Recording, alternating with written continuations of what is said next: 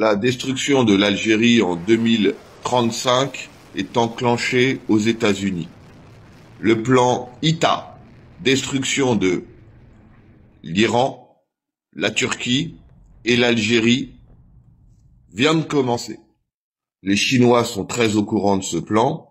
Ils avaient vu le plan de destruction de l'Irak et de l'Afghanistan. Ça a fonctionné. Ils ont vu le plan de destruction de la Syrie, de la Libye. Ça a fonctionné. Ils ont vu la destruction de la bande de Gaza et du Liban. Ça a fonctionné. Bientôt, la Cisjordanie. Les Chinois sont très au courant des plans de destruction américains. Et aujourd'hui, le plan ITA devient plus qu'évident.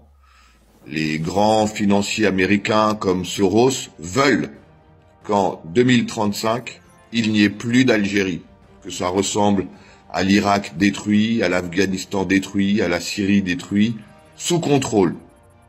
Les révolutions oranges, pareil, il a fallu déstabiliser tous les leaders du Maghreb pour préparer le génocide à Gaza. L'Amérique va pousser encore un peu la guerre en Ukraine jusqu'à ce que Israël puisse fournir le gaz au large de la bande de Gaza à l'Europe. On va connaître une grande crise et Israël va nous sauver. Alors pourquoi la destruction de l'Algérie, de l'Iran et de la Turquie? Tout simplement parce que c'est des pays que l'Amérique n'aime pas, que les Israéliens n'aiment pas. On a vu en France une très grande campagne. Moi qui ai le plus gros site d'influenceurs, je suis obligé de poster des informations à jour.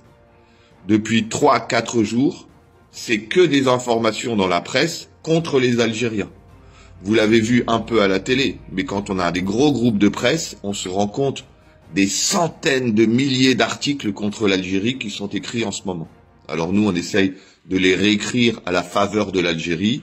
On essaye de désenclencher le plan ITA. Beaucoup d'Algériens sont fiers. Ils diront, mais non, on va se battre, etc. Alors aux États-Unis, le plan ITA, c'est 76 bombes Moab qui sont prêtes pour bombarder toutes les côtes et toutes les bases, plus 4 bombes nucléaires. Voilà, ils ont ça en stock et Israël se débrouille entre-temps pour envoyer le Maroc contre l'Algérie, ça c'est la première chose. Envoyer des groupes indépendantistes kabyles extrémistes, c'est une deuxième chose. Et augmenter la guerre en Afrique, Mali, Niger, Burkina Faso, Sénégal, en demandant à la France de participer, ce qui fera en sorte que les Algériens devront décider d'aider les Africains ou pas. Et s'ils décident de les aider, ce sera un épuisement lent de leurs ressources militaires comme avec les Russes. Alors, la Chine a envoyé ses espions à travers le monde pour savoir est-ce que l'Algérie aime la Chine. Parce que si la Chine et la Russie aident l'Algérie, il faut que l'Algérie aide la Chine.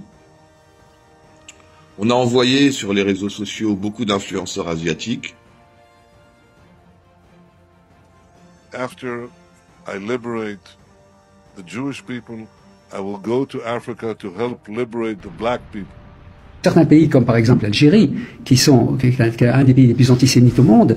Après Téhéran, c'est le tour de l'Algérie. Ils ont peur d'une déstabilisation de leur propre régime quand même. Ils se disent qu'ils sont les prochains dans les faits Oui, dominos. c'est ce que... L'Algérie d'aujourd'hui n'a pas besoin du tout de cela pour exprimer sa haine vis-à-vis de l'État d'Israël.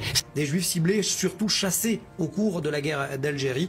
Et cette question, sentiment nationaliste ou alors pur antisémitisme, la question reste toujours posée. L'Algérie rejette certaines personnes de son pays. Je vais parler d'Enrico Macias. Direction l'Algérie, où le cri de motivation, vous allez le voir, des gendarmes est surprenant.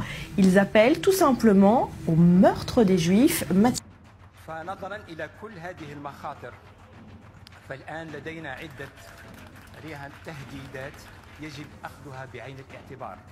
فالتهديد الأول أنه الآن الهجمات السبرانية ليست بعمل فردي أو عمل مجموعة فهي الآن مدعومة من طرف الدول وهذا لأغراض توجيه الرأي العام نشر المعلومات المغلوطة أو القيام بعمليات تجسس. التهديد الثاني هو اتساع مساحة الهجمات وهذا يتناسب له علاقة تناسبية مع حجم رقمنة مؤسسات الدولة فحينما تتسع رقعة الرقمنة فإنه تتسع رقعة الهجمات السيبرانية. التهديد الثالث هو تقارب تكنولوجيات الرقمنة العامة بالنسبة إلى التكنولوجيات المستعملة على مستوى المصانع أو المؤسسات الحساسة، وهذا مما يجعلنا نأخذ كل الحيطة والحذر بالنسبة إلى المؤسسات الحساسة والأنظمة المعلوماتية ذات الاهتمام الخاص. التهديد الآخر وهو انتشار الآن برمجيات تستعمل تقنيات جد حديثة ومتطورة من أجل القيام بهجم